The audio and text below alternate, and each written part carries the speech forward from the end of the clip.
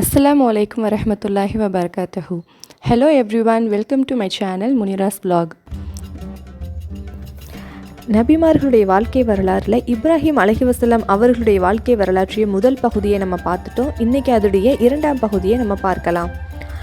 இப்ராஹிம் அவர்களின் சமூகத்தார் அவரின் பிரச்சாரத்தை ஏற்க மறுத்து நெருப்பு குண்டத்தில் போட்டபோது அல்லாஹ் நெருப்பை அந்த நொடியிலேயே குளிர்ச்சியாக மாற்றி அவரை காப்பாற்றினான். அல்லாஹ்வால் காப்பாற்றப்பட்டவுடன் இப்ராஹிம் தம்முடன் இஸ்லாத்தை ஏற்றுக்கொண்ட தன் மனைவி சாராவை அழைத்து கொண்டு தமது சொந்த ஊரை விட்டே வெளியேறினார். அப்போதுள்ள சமுதாயத்தில் அந்த இருவரையும் தவிர வேறு எவருமே இஸ்லாத்தை ஏற்கவில்லை. இந்த தருணத்தில்தான் கொடுங்கோல் மன்னனிடம் இவர்கள் இருவருமே சிக்கிக்கொள்ள ஆனார்கள். இந்த சம்பவத்தை நாம் பின்வரும் ஹதீஸிலிருந்து காணலாம்.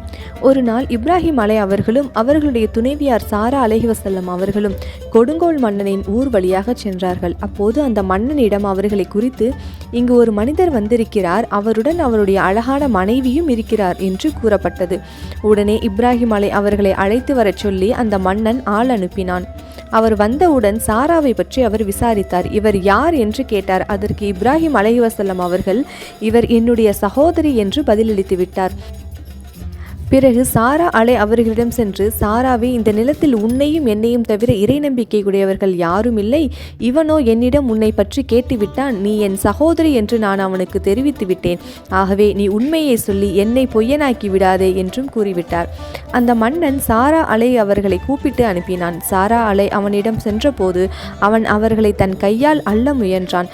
உடனே அவன் வலிப்பு நோயால் தண்டிக்கப்பட்டான். உடனே அந்த மன்னன் சாராவிடம், அல்லாஹ்விடம் எனக்காக என் கைகளை குணப்படுத்தும்படி பிரார்த்தனை செய், நான் உனக்கு தீங்கு செய்யவே மாட்டேன் என்று சொன்னான்.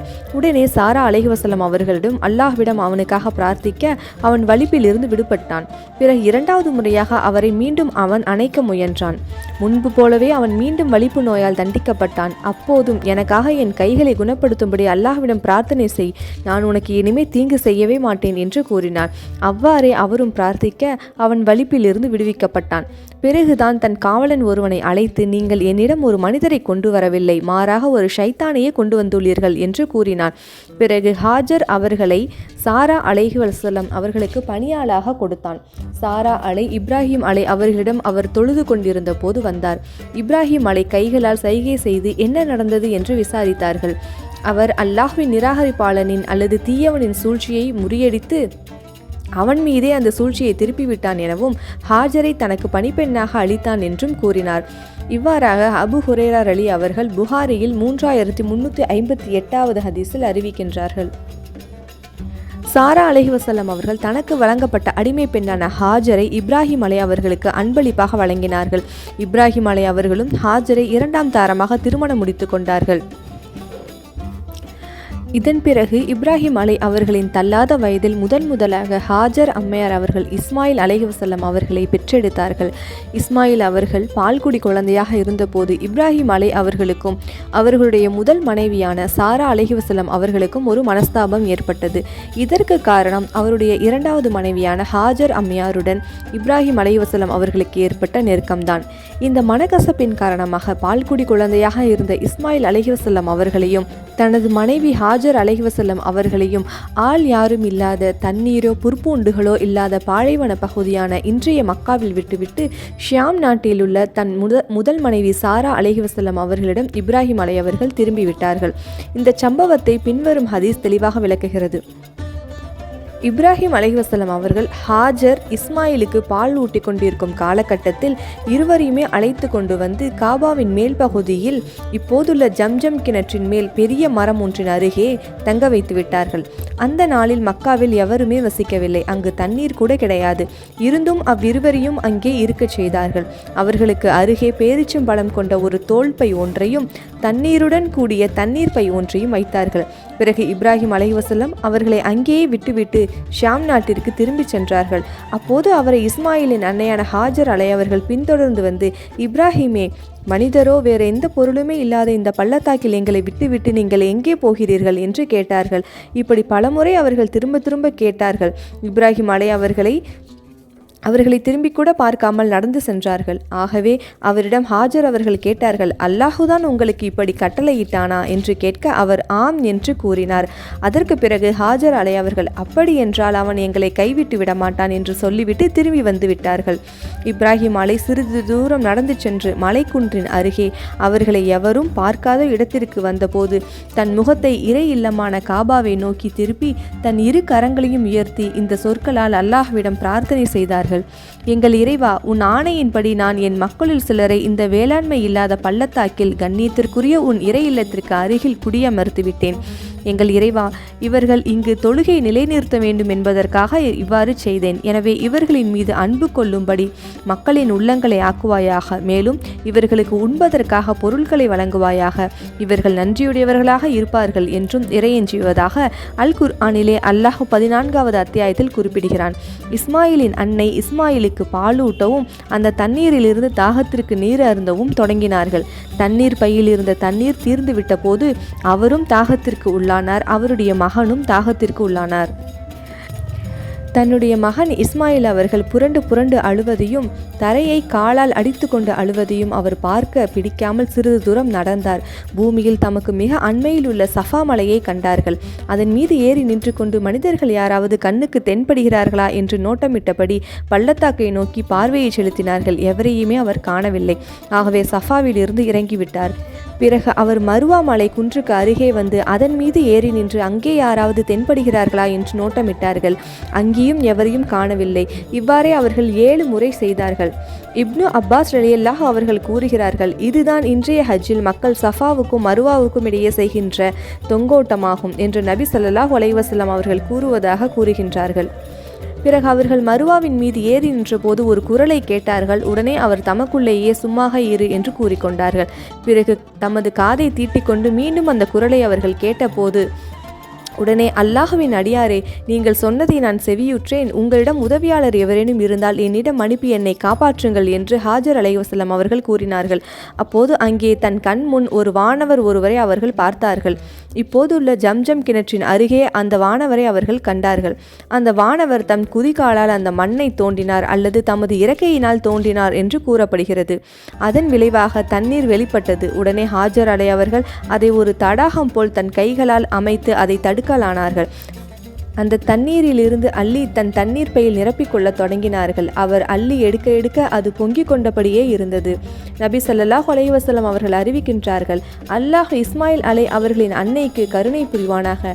ஜம்ஜம் தண்ணீரை அவர் அப்படியே விட்டுவிட்டிருந்தால் அல்லது அந்த தண்ணீரிலிருந்து அள்ளி இருக்காவிட்டால் ஜம்ஜம் நீர் பூமியில் ஓடும் ஒரு ஊற்றாகவே மாறிவிட்டிருக்கும் என்று சொல்லுவதாக இப்னு அப்பாஸ் ரலியல்லாஹு அவர்கள் அறிவிக்கின்றார்கள்.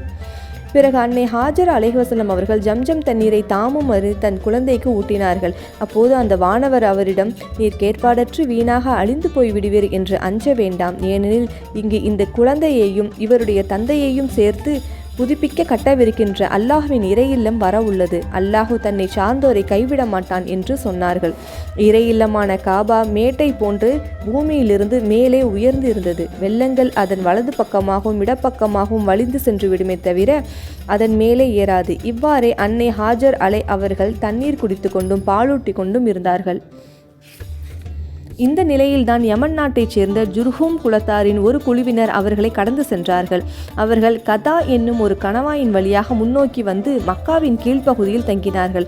அப்போது தண்ணீரின் மீதே வட்டமடித்து கொண்டிருந்த ஒரு வகை பறவையை அவர்கள் கண்டு, இந்த பறவை தண்ணீரின் மீது தானே வட்டமடித்து கொண்டிருக்க வேண்டும், நாம் இந்த பள்ளத்தாக்கை இதுக்கு முன்பே சென்று இருக்கின்றோம், ஆனால் அங்கு தண்ணீர் இருந்ததில்லையே என்று வியப்புடன் பேசிக் கொண்டிருந்தார்கள்.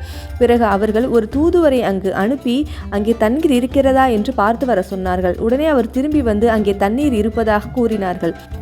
உடனே அந்த குலத்தார் இஸ்மாயிலின் அன்னை ஹாஜர் அவர்களின் அருகே சென்று, நாங்கள் உங்களிடம் தங்கிக் கொள்ள எங்களுக்கு நீங்கள் அனுமதி அளிப்பீர்களா என்று கேட்டார்கள். அவர்கள், ஆம், அனுமதி அளிக்கிறேன், ஆனால் தண்ணீரில் உங்களுக்கு உரிமை ஏதும் இருக்காது என்று கூறினார்கள். அவர்கள் சரி என்று சம்மதித்தார்கள். அந்த குலத்தார் அங்கேயே தங்கிக் கொண்டார்கள். மேலும் அவர்கள் தங்களுடைய நெருங்கிய உறவினர்களுக்கும் சொல்லி அனுப்பி அவர்களையும் வந்து இங்கே தங்க வைத்தார்கள். அதன் பயனாக அந்த குலத்தைச் சேர்ந்த பல வீடுகள் மக்காவில் தோன்ற ஆரம்பித்ததாக புகாரியில் 3364வது ஹதீஸிலே குறிப்பிடப்படுகிறது. இஸ்மாயிலையும் அவருடைய தாயாரையும் பாலைவன பகுதியில், அதாவது இன்றைய மக்காவில் ஜம்ஜம் கிணற்றின் அருகே விட்டுவிட்டு இப்ராஹிம் அலை வந்ததற்கு பிறகு சிறிது காலம் கழித்து இஸ்மாயில் அலை அவர்கள் நடமாடும் வயதினை அடைந்த போது இப்ராஹிம் அலை அவர்கள் தன் மகன் இஸ்மாயிலை பலியிடுவதாக கனவு காண்கின்றார்கள். இதனையடுத்து மகனை சந்திப்பதற்காக ஷாம் நாட்டிலிருந்து மக்காவிற்கு வந்து தாம் கண்ட கனவை சொல்லி காட்டுகின்றார்கள். இதை பற்றி திருமறை குர்ஆன் பின்வருமாறு கூறுகிறது. அவருடைய அந்த மகன் அவருடன் நடந்து திரியக்கூடிய வயதை அடைந்த பொழுது அவர் தன் மகனை நோக்கி, என் அருமை மகனே, நான் உன்னை என் கையால் அறுத்து பலியிடுவதாக மெய்யாகவே கனவில் கண்டேன். இதை பற்றி நீ என்ன நினைக்கிறாய் என்று கேட்டார்கள். அதற்கு இஸ்மாயில் அவர்கள் கூறினார்கள், என் அருமை தந்தையே, உங்களுக்கு இடப்பட்ட கட்டளையின்படியே நீங்கள் செய்யுங்கள். அல்லாஹ் அருள் புரிந்தால் அதை சகித்து கொண்டு உறுதியாக இருப்பவனாகவே நீங்கள் என்னை காண்பீர்கள் என்றும் கூறினார்கள். ஆகவே அவ்விருவரும் இறைவனின் விருப்பத்திற்கு முற்றிலும் பணிந்து இப்ராஹிம் தன் மகன் இஸ்மாயிலை அறுத்து பலியிட அவரை முகம் குப்புற கிடத்தினார். அந்த சமயம் நாம் இப்ராஹிமே என்று அழைத்தோம். உண்மையாகவே நீர் உமது கனவை மெய்யாக்கி விட்டீர் என்றும் நன்மை செய்பவர்களுக்கு நாம் இவ்வாறே கூலி கொடுப்போம் என்றும் நிச்சயமாக இதுதான் மாபெரும் சோதனையாகும் என்றும் கூறினோம். ஆகவே மகத்தானதொரு பலியை அவருக்கு நாம் பகரமாக்கினோம்.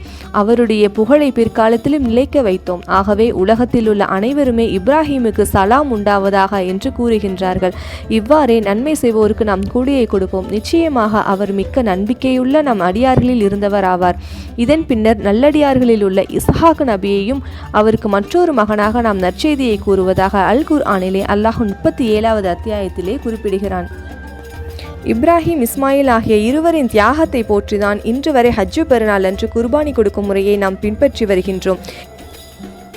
இஸ்மாயில் அலை அவர்கள் நடமாடும் வயதினை அடைந்த பிறகு, மேலும் இந்த அறுத்து பலியிடும் சம்பவமும் நிகழ்ந்த பிறகுதான் இப்ராஹிம் அலை அவர்களுக்கும் அவருடைய முதல் மனைவியான சாரா அலைஹிவஸல்லம் அவர்களுக்கும் இஸ்ஹாக் என்ற மகனை அல்லாஹ் வழங்கியுள்ளான். ஒரு நாள் இஸ்மாயில் அலை அவர்கள் ஜம்ஜம் கிணற்றின் அருகே இருக்கும் ஒரு பெரிய மரத்திற்கு கீழே தனது அம்பு ஒன்றை செதுக்கி கொண்டிருந்தார்கள். அப்போது அவருடைய தந்தை இப்ராஹிம் அலைஹிவஸல்லம் அவர்கள் வந்தார்கள். இப்ராஹிம் அலை அவர்களை கண்டதும் இஸ்மாயில் அலை அவர்கள் அவர்களை நோக்கி ஓடினார்கள். இப்ராஹிம் கூறினார், இஸ்மாயிலே, அல்லாஹ் எனக்கு ஒரு விஷயத்தை நிறைவேற்றும்படி உத்தரவிட்டுள்ளான் என்று சொன்னார்கள். இஸ்மாயில் அலை அவர்கள், உங்கள் இறைவன் உங்களுக்கு கட்டளையிட்டதை நீங்கள் நிறைவேற்றுங்கள் என்று சொன்னார்கள். இப்ராஹிம் அலை அவர்கள், நீ எனக்கு அந்த விஷயத்தை நிறைவேற்ற உதவுவாயா என்று கேட்க, இஸ்மாயில் அலைஹிவஸல்லம் அவர்களும் உங்களுக்கு நான் உதவுகிறேன் என்று பதிலளித்தார்கள்.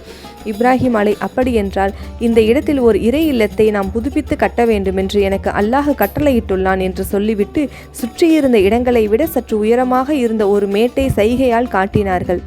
அப்போது இருவரும் இறையிலம் காபாவின் அடித்தளங்களை உயர்த்தி கட்டினார்கள். இஸ்மாயில் அலை கற்களை கொண்டு வந்து கொடுத்தார்கள். இப்ராஹிம் அலை அவர்கள் அதனை கட்டினார்கள்.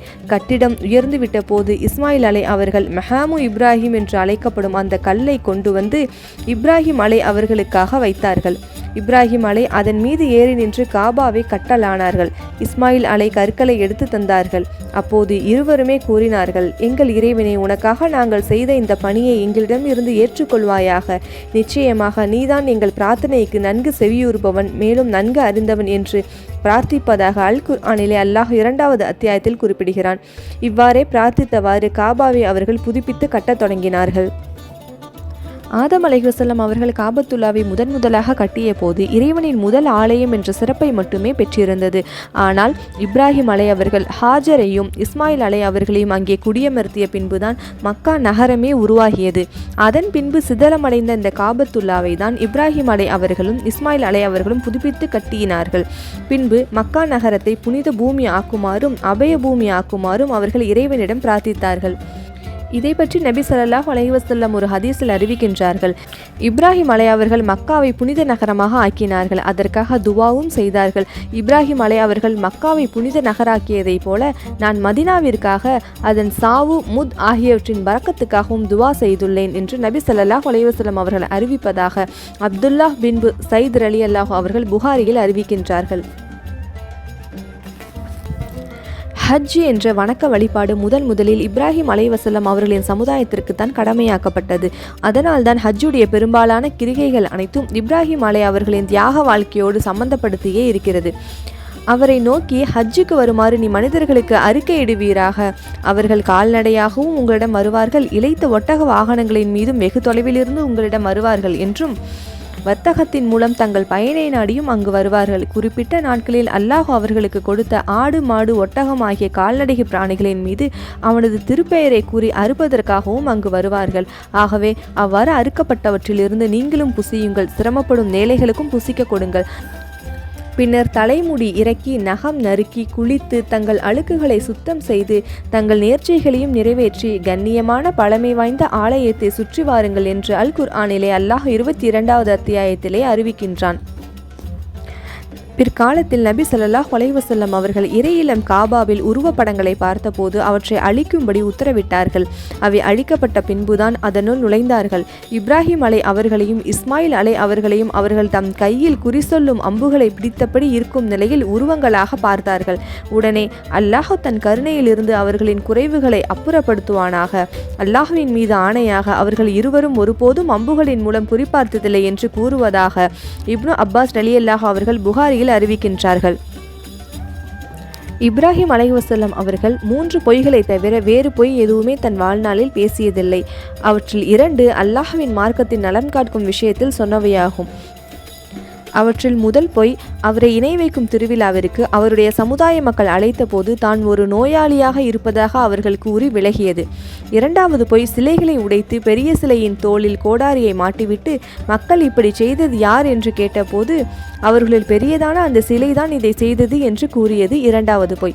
3வது முறையாக பொய் சொன்ன சூழ்நிலை பின்வருமாறு: ஒரு நாள் இப்ராஹிம் அலை அவர்களும் அவருடைய மனைவி சாரா அலை அவர்களும் கொடுங்கோல் மன்னனிடம் மாட்டிய போது அவரை அந்த மன்னன் அழைத்து இவள் யார் என்று கேட்டதற்கு அவள் தன்னுடைய சகோதரி என்று இப்ராஹிம் அலைஹிஸ்ஸலாம் அவர்கள் கூறினார்கள். இது 3வது பொய். அல்ஹம்துலில்லாஹ், நம்மளுடைய சேனலில் இப்ராஹிம் அலைஹிஸ்ஸலாம் அவர்களுடைய வாழ்க்கை வரலாற்றுடைய 2வது பகுதியை பார்த்து முடித்துவிட்டோம். இனிவரும் நாட்களில் மற்ற நபிமார்களுடைய வாழ்க்கை வரலாறுகளை நம்ம சேனலில் பார்க்க இருக்கிறோம். ஸோ கீப் வாட்சிங் அண்ட் கீப் சப்போர்ட்டிங். அஸ்ஸலாமு அலைக்கும் வரஹ்மத்துல்லாஹி வபரகாத்துஹு.